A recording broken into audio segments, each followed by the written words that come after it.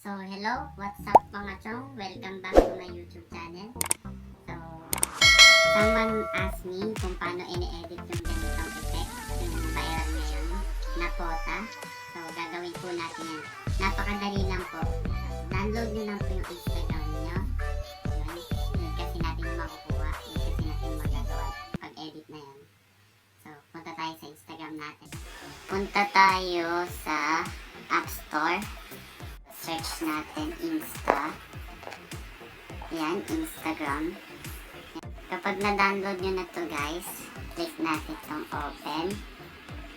Sobrang dali lang nito guys gawin. Automatic na siya.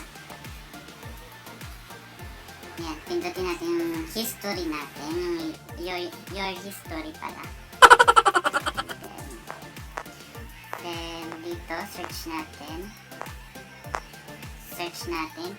Pota. Ayan guys, oh. Pota. Ito na siya guys, oh. Search nyo lang siya guys. Tapos, pwede na kayo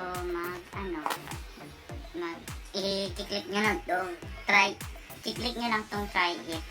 Itong try it. Tapos, pwede kayong mamili dito ng mga effect. May mga iba-ibang effect dito. Pero ito talaga yung viral ngayon na effect. Ayan. So, try natin ha. So, try ko.